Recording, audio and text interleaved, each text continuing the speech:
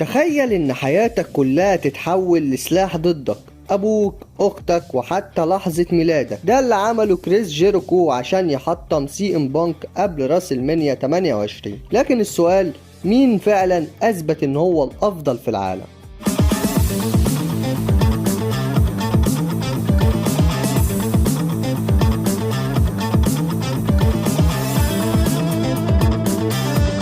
في بداية سنة 2012 كان لقب ال WWE في ايد راجل واحد بيؤمن ان هو الافضل في العالم، سي ام بانك. لكن ما بين ظل الماضي بيرجع اسطورة من جيل تاني، كريس جيريكو، الراجل اللي بيشوف نفسه افضل في كل حاجة بيعملها. العداوة ما بدأتش عشان اللقب، لا دي بدأت كحرب نفسية قاسية. جيريكو ما هاجمش بانك داخل الحلبة بس، ده هاجمه في حياته الشخصية، عيلته وحتى تاريخه، وده كله عشان يحطمه نفسيا قبل ما يدمره جسديا. ومع كل إهانة ومع كل كلمة قاسية وجارحة كان التوتر بيشتعل أكتر، لحد ما وصلنا للميعاد الكبير على أكبر مسرح في عالم المصارعة، راس المنيا. ومش أي راس المنيا، دي كانت راس المنيا 28. دي ما كانتش مجرد مباراة على اللقب، دي كانت معركة لإثبات مين هو الأفضل في العالم مهما كان التمن. النهارده موعدنا مع قصة عداوة البيست ان ذا وورلد سي ام بانك وكريس جيريكو.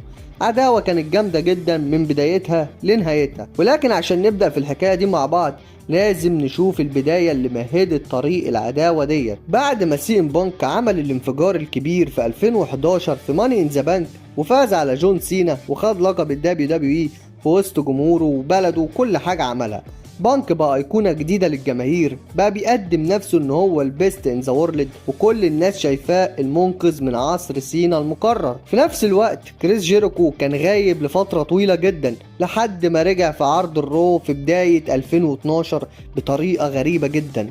دخل للحلبة في وسط تسقيف كبير جدا من الجمهور، لكنه ما قالش كلمة واحدة، لف حوالين الحلبة، حضن الجماهير، عمل حركاته المعروفة، لكن ما نطقش ولا كلمة وخد بعضه وخرج. وكرر ده أكتر من مرة في الأسابيع اللي بعدها، والجماهير بدأت تحس إن هو بيستفزهم لكن هم مش فاهمين السبب. في الأسابيع اللي بعدها جيريكو بدأ يتكلم وقال إن هو راجع عشان يثبت إن هو الأفضل في العالم. هنا بانك حس بالتهديد، لأن ده نفس اللقب اللي بيقدم نفسه بيه، وبدأت الشرارة الأولى. بانك شايف إن هو اللي بنى اسمه بنفسه، لكن جيريكو بيحاول يسرق الأضواء بالاسم القديم بتاعه.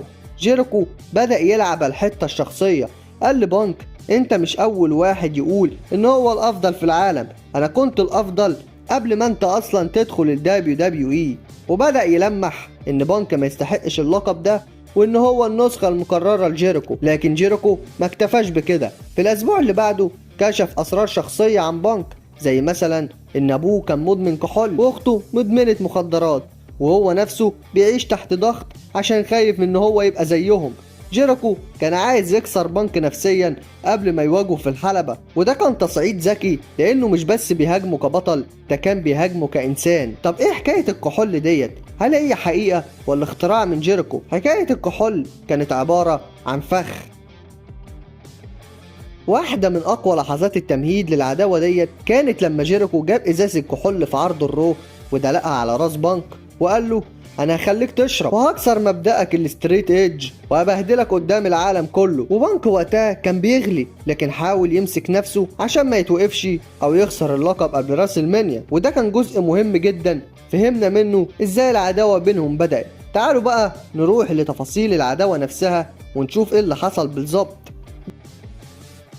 ضربة البداية كانت من الرويال رامبل يوم 29 يناير 2012، عرض الرويال رامبل. بعد ما جيريكو رجع في اوائل الشهر ده، كل الناس كانت متوقعة ان هو اللي هيكسب الرويال رامبل ويواجه بانك في راس المنيا 28. جيريكو كل ظهوره كان بروموهات واستفزاز للجماهير والعيون كانت كلها عليه. وفي ليلة الرويال رامبل دخل جيريكو متأخر جدا في الماتش، كان رقم 29 عشان يبقى عنده فرصة كبيرة ان هو يفوز بالرامبل.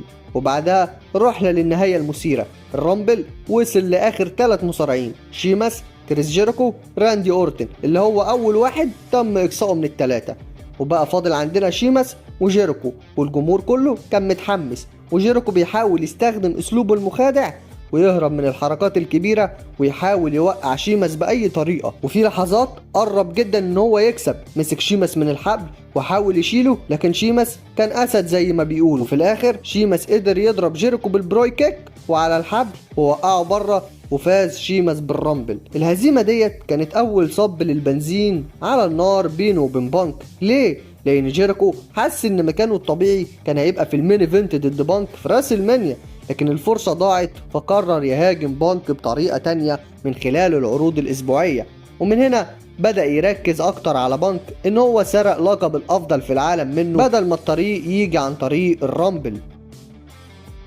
بعد ما جيريكو خسر الرويال رامبل قدام شيماس، الجمهور كان فاكر انه خلاص كده هيتشال من مشهد لقب الدبليو دبليو اي، لكن جيريكو كان شايف ان هو لسه عنده فرصة يدخل المين ايفنت في راس المانيا. الاسبوع اللي بعد الرويال رامبل في عرض الرو، بانك كان بيتكلم عن فوزه في الليلة اللي فاتت، كان لسه بطل الدبليو دبليو اي. وهنا دخل جيريكو وبدأ يتكلم على طول ويقول له: انت بتسمي نفسك الافضل في العالم، انا اللي اخترعت اللقب ده قبل ما انت حتى تدخل المجال ده. وده كان اول برومو منهم فيس تو فيس بعد العودة، والجو بقى مشحون جدا. جون لورونايتس مدير عرض الرو اعلن ان لقب الدبليو دبليو اي هيدافع عنه في عرض اليمينيشن تشامبر، واللي هيشاركوا في المباراة ديت وهم سي ام بانك وهو البطل، كريس جيريكو، دولف زيجلر، ذا ميز، كوفي كينستون، ارتروس.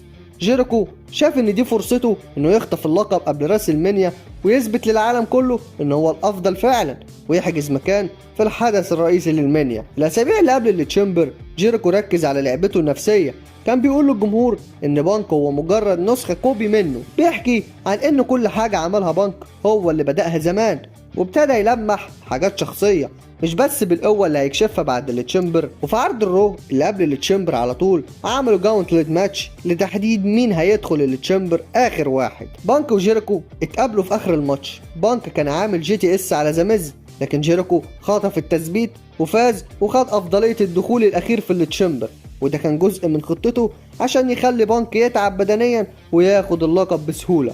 من خباستك يا جيريكو. بعد كده بنروح لمباراه التشامبر. الماتش كان ناري، وده اللي حصل فيه خطوه خطوه. بانك بدأ الماتش ضد كوفي، وبعد شويه دخل باقي المشاركين واحد واحد، وجيريكو كان اخر واحد يدخل بسبب فوزه في الجاونتلت قبلها.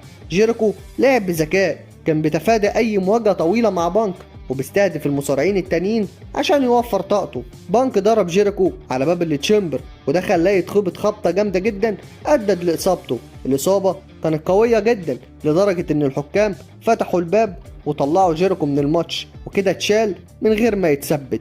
وبانك استغل الموقف ده وكمل ضد ذا ميز، وفي النهايه عمل عليه جي تي اس وحافظ على لقبه. جيريكو اتشال من التشامبر من غير ما يتثبت، وده خلاه يقول بعدها انه ما اتغلبش، وبالتالي يستحق مباراة ضد بانك في راس المانيا على اللقب. ودي كانت الشرارة اللي ولعت المرحلة التانية من العداوة، واللي جيريكو فيها هيقلب الموضوع لشخصي جدا ويبدأ يكشف أسرار بانك واحد ورا واحد. ويوم 20 فبراير 2012 تحديدا في عرض الرو، بانك بيفتتح العرض وهو لسه طالع من معركة التشامبر اللي حافظ فيها على اللقب. كان واضح عليه التعب، لكنه كان بيتكلم بفخر انه هو الافضل في العالم، وانه اثبت نفسه قدام 5 مصارعين داخل التشامبر. وفي الوقت ده بيدخل كريس جيريكو مع ابتسامته اللي كلها سخرية المعتادة منه، واول جملة قالها كانت تقريبا بالشكل ده: مبروك يا بانك، بس فوزك امبارح ملوش اي معنى، لانك ما ثبتنيش ولا اجبرتني ان انا استسلم، انا ما خسرتش اصلا. والكلام ده معناه ان جيريكو استخدم اصابته وخروجه من الماتش كحجه ان هو لسه الاحق باللقب، وان بانك كان مجرد محظوظ ان الحكم شاله من الماتش من غير ما يتثبت او من غير ما يستسلم. جيريكو قال بما انه ما اتغلبش فهو دلوقتي المنافس الاول على لقب الدبليو دبليو اي في راس المانيا 28. ووقتها بانك رد عليه بهدوء وسخريه وقال له انه يقدر يهزمه في اي وقت، وانه ما بيخافش منه ولا من اسلوبه النفسي المعقد. في اللحظه ديت جيريكو بدأ اول لمحه من الاسلوب اللي هيولع العداوه بعد كده. قال له انا مش بس هاخد لقبك، انا هكسر صورتك قدام العالم كله. وكانت النبره واضحه جدا انها مش هتكون مواجهه على اللقب بس، لكن هتدخل في حياته الشخصيه. المهم خلاصة السيجمنت ده هو ان العرض ده هو كان اللحظه اللي اتثبت فيها رسميا ان سي ام بانك ضد كريس جيريكو هي مباراة لقب الدبليو دبليو اي في راسل مانيا 28، وكان في الإشارة الأولى من جيريكو إن هيدخل في عقل بانك قبل ما يلمسه في الحلبة. وبعدها بأسبوع العرض بدل ما نشوف مباراة بانك ضد دانيال براين، لأ بدأنا ببرومو مشحون جدا. جيريكو دخل وقال لبانك إنه يعرف إن عنده مباراة مهمة، لكنه بيعتبر إن اللي هيقوله ده هو أهم. وصف بانك بانه موهوب لكن مش هو الافضل في العالم ومش افضل منه، لانه محتاجش انه يكتب على التيشيرت بتاعه البيست ان ذا وورلد عشان يثبت كده. وجيريكو وصف نفسه بانه اخر واحد من جيل كان بيشتغل عشان يحصل على كل حاجه. بانك رد عليه بكل هدوء وقال له انه ما عندوش مشكله مع جيريكو كشخص، لكن عنده مع اللي بيقول الناس بتسرق منه. وشرح ان هو نفسه جاي من نفس الحياه بتاعت جيريكو، لكنه اتخطى كل اللي وصل له جيريكو. واكد كمان انه ما بيهتمش بالمظهر الخارجي او الشهرة، هو كان بيشتغل في الحلبة مش بس في البرامج التلفزيونية والكتب. والرسالة اللي جيريكو بيحاول يوصلها هي ان انا جاي بس عشان ادمرك على اكبر مسرح في العالم واثبت ان انا الافضل في كل اللي انا بعمله. وبانك ختم الكلام انه هيرفع الحزام في راسل مانيا وهينادي باعلى صوت ويقول انا البيست ان ذا وورلد، وبكده هيكون نهاية عالم جيريكو. وفي نفس العرض بانك لعب مباراة مع دانيال براين اللي كان المفروض اصلا تتلعب في بداية العرض، مباراة البطل ضد البطل. وفي وسط المباراة وهي شغالة بتحصل حاجات غريبة جدا، بتدخل جول نايتس وتيدي لونج وسانتينو ماريلا وكمان ديفيد اوتونجا، وده ادى لنهاية المباراة بشكل عبيط قوي. لكن بانك بيعمل جي تي اس لبراين بعد ما شيماس خدمه في الحتة ديت. وبعد ما انتهى العبط اللي حصل ده كله بانك خارج وبيحتفل، لكن فجأة جيريكو بيهاجمه من ورا، وجيريكو بعدها بيرمي الحزام عليه ويقول له استمتع بيه لحد ما تقدر. وفي عرض الرول اللي بعده حصلت مباراة تكتيم بين شيماس وبانك ضد جيريكو وبراين. الماتش كان حماسي ومليان لحظات جامدة، وبان تفاهمهم في الحلبة كان واضح، لكن النهاية كانت زي ما انت شايف. جيريكو استغل روب اب من بانك وقدر انه يخطف الفوز. بعد المباراة جيريكو رفع حزام بانك لفوق وكأنه بيستعرضوا عليه، دي كانت لحظة استفزاز واضحة جدا. الفوز ده كان خطوة كبيرة من جيريكو، مش بس فاز عليه، ده رفع حزامه كنوع من التحدي والاستفزاز. الرسالة وصلت بوضوح، أنا الأحق بلقب الأفضل في العالم. والمواجهة بينهم في راسل مانيا بقت كلها سخونة ومستنية إنها تنفجر حرفيا. في عرض الرول اللي بعده في الحدث الرئيسي ذا ميز اتحدى بانك على لقب الدبليو دبليو اي، والاعلام كان شغال انه لو فاز هياخد مكان في راسل مانيا، لكن بانك اثبت جدارته ونفذ عليه حركه الاناكوندا فايس اللي خلت ذا ميز يستسلم. بانك احتفظ باللقب ومكمل لحد المنيا. وبعد المباراه على طول جيريكو بيظهر على الشاشه الكبيره مع كلام كبير جدا وكلام صعب اصلا ان حد كان يصدقه في الوقت ده. قال ان سبب حياه بانك بنظام الستريت ايدج هو خوفه من ان هو يبقى زي والده المدمن. وقال كمان ان بانك في دمه الخوف من الادمان، وانه هيخلي بانك في حاله انكسار ويخليه مدمن بعد راسل مانيا. بانك كان واضح عليه التاثر بجد ومشي وهو محطم نفسيا، والجمهور كان كله وراه. اللي حصل ده خلق تاثير قوي جدا.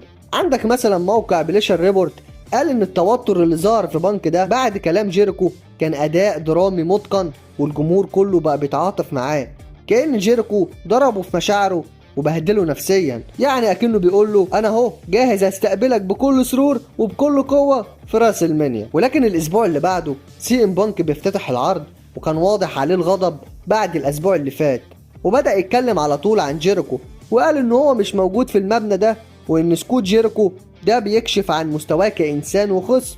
وقال ان جيريكو عبر عن تفاصيل شخصية مؤلمة زي ادمان ابوه، واللي بالاساس مش مكانه انه يتكلم عنه، وانه بيستنكر الطريقة ديت والعرض اللي اتعمل بيه الموضوع. لكن فجأة بيظهر جيريكو على الشاشة الكبيرة من تاني وبدأ يرد على بانك، وقال له انه بيعتذر عن كلامه عن ابوه ومش هيرجع يتكلم عن والده تاني. وببساطة محدش صدق عشان جيريكو بيصدم الكل وبيقول انا محكتش عن ابوك، لكن اختك عندها مشكلة تعاطي المخدرات وانت هتبقى زيها. ايه اللي جيريكو قاله ده يا جدعان؟ ده حرفيا كسر شوكة سي ام بانك، وكان شوك نفسي كبير لبانك والجمهور. بانك على طول رد بغضب ومفيش كلام كتير، قال لجيريكو بصراحة ابعد عني يا كداب وانا اعرفك معنى الكلام ده في راسل مانيا. الجمهور كله كان وراه. اصل اللي حصل ده خلاص خلى الموضوع شخصي بحت، ولا تقول لي لقب الدبليو دبليو اي ولا تقول لي لقب البيست ان ذا وورلد، ده احنا دخلنا في عرض ناس يا باشا. فاللي جاي ده هيكون مولع اكتر. وفي عرض الرول اللي بعده بيظهر جيريكو على الشاشه تاني وقال ان هو بيملك معلومه جديده عن بانك. ايه يا جدع هتقولي تاني النهارده؟ وهي ان بانك جاي من علاقه غير شرعيه. اوبا، لا ده انت كده زودتها قوي يا جيريكو بجد. المهم ساعتها الغضب سيطر على بانك اللي ما كانش شايف قدامه حرفيا، ويا عيني كريستيان هو اللي كان مصدر تفريغ غضب بانك بجد، اللي خد علقه موت من بانك حرفيا. جي تي اس على اناكوندا فايز ومحدش كان قادر يفك كريستيان من بانك. الحكام اتدخلوا لكن بانك ما كانش راضي يسيبه ابدا. كريستيان تقريبا اتصاب وخرج من الحلبه. بعدها بانك عبر عن استيائه وقال ان الغضب كان مسيطر عليه، وبعت رساله لجيريكو بيقول له فيها انه لازم يبقى مستعد، وخلص كلامه ان ده مش هو اللي هيوقفه، وان المواجهه الجايه في راس المنيا محسومه بالتاكيد. بعد كده بنوصل لليله الاحلام، راس المنيا 28. الماتش كان من المباريات الابرز بالعرض لكن ما كانش الافضل خالص. مباراتهم في اكستريم رولز كانت افضل بكتير. قبل المباراه اساسا جون لورونايتس قال لبانك ان اي تصرف يخلي المباراه تنتهي بالدي كيو فده هيؤدي لخسارته للقب، وبكده كان لازم يحافظ على اعصابه لحد النهايه. جيريكو حاول يحفز بانك على الغلط باكتر من طريقه، سب والده واخته وحرضه على الضرب بالكراسي، لكن بانك اتماسك وهدى اعصابه وحاول ينفذ عليه جي تي اس، لكن جيريكو حط رجله على الحبل واتفادى التثبيت. جيريكو رد عليه بولز اوف جيريكو لكن بانك استخدم الحبل برضه. بعدها جيريكو بينفذ عليه الكود بريكر لكنها ما كانتش كافيه، لكن بانك قرر انه يخلصها ويمسك جيريكو ويعمل له اناكوندا فايس، وجيريكو ما استحملش واستسلم. وفي المشهد ده بانك اثبت بجداره ان هو الافضل في العالم. وعلى فكره قصه الدي كيو في المباراه ديت كان ليها حكايه خلف الكواليس وحكايه مهمه كمان. جيريكو كشف بعد سنين ان خطه فينس ماكمان الاصليه كانت تخلي الماتش قصير جدا وينتهي بالدي كيو في خلال دقيقتين بس، لكن هو وبانك رفضوا الفكره تماما لانه ببساطه ده ما يناسبش راس المنيا خالص، وخصوصا ان المباراه ديت هتكون على اكبر لقب في الاتحاد. فاقترحوا شرط خساره اللقب بالدي كيو بدل من العبط ده. يا فرحتي يا ماكمان، انت كنت عايز تخلي لي ماتشين القاب العالم في العرض ده، واحد ينتهي في 17 ثانيه والتاني ينتهي في دقيقتين؟ يا حلاوه، امال العرض كان هيكون فيه ايه؟ المهم ده كان سبب ان بانك طول الماتش كان قدر يسيطر بقوته النفسيه والجسديه. ورغم ان سي ام بانك خرج من ريسل مانيا 28 وهو مرفوع الراس محافظ على لقبه، وثبت ان لقبه اللي هو الافضل في العالم ما كانش مجرد شعار كتبه على التيشيرت بتاعه، لكن ان الليله ديت ما كانتش نهايه القصه، بالعكس دي كانت الشراره المرحله اعنف من اللي قبلها. كريس جيريكو المهزوم في الحلبه ما خرجش مهزوم في العقل والبال. جيريكو شاف خسارته دي مجرد جوله اولى، وقرر انه يكسر بانك في المكان اللي ما فيهوش قوانين، مكان ما فيهوش رحمه، لا دي كيو ولا عد خارجي ولا الحكم ينقذك. مباراه في عرض اكستريم رولز من نوع شيكاغو ستريت فايت. بانك وهو البطل في مدينته وقدام جماهيره لقى نفسه قدام تحدي جديد، وهو ان يثبت ان اللي عمله في راس المنيا ما كانش مجرد انتصار تكتيكي، بالعكس دي كانت قدرته على سحق وتدمير جيريكو في اكتر الظروف فوضويه ودمويه. اما جيريكو فكان مستعد جدا لاستغلال كل حاجه، الحلبه، كراسي، ترابيزات، وحتى الجماهير، مش عشان هيقفوا في ظهره كده، بالعكس ده هيستفزهم، وكل ده عشان يحطم صورة البطل النموذجية اللي بناها بانك ويثبت ان هو الاحق باللقبين، لقب ال WWE ولقب البيست ان ذا وورلد.